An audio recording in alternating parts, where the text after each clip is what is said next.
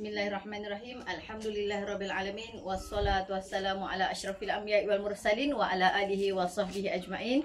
Assalamualaikum warahmatullahi wabarakatuh. Hari ini saya akan membuat sedikit perkongsian bertemakan kesedaran kesihatan mental tanggungjawab bersama. Burung merpati terbang beriringan, hinggap di dahan mencari makan. Kesihatan mental jangan diabaikan agar hidup tenang, jiwa pun aman.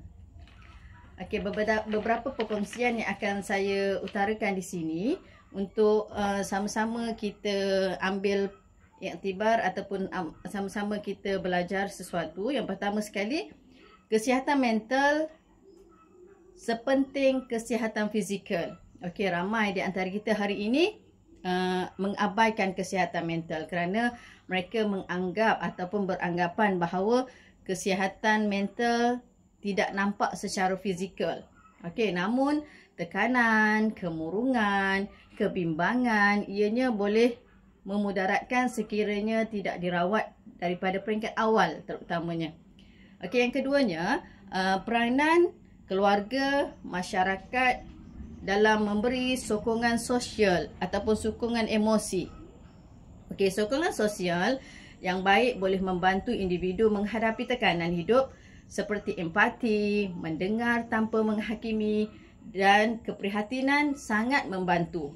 Yang ketiganya iaitu stigma yang perlu dihapuskan.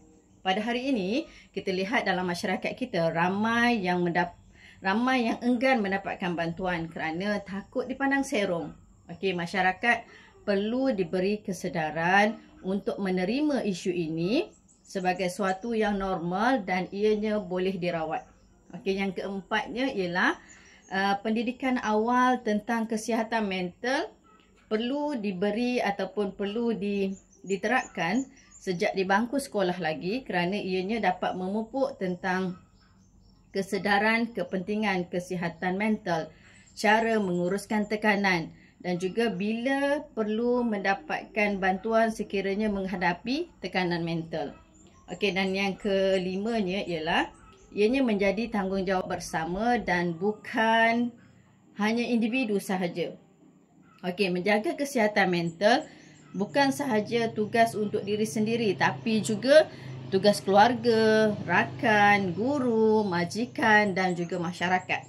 Okey, bersama-sama kita cipta persekitaran yang sihat dan juga menyokong. Okey, kesimpulan yang dapat saya bagi tahu di sini ialah di dalam surah Al-Ankabut ayat 2 ada menyebut bahawa Allah Ta'ala tidak akan menguji seseorang hambanya melainkan ianya sesuai dengan keimanan hamba-hambanya.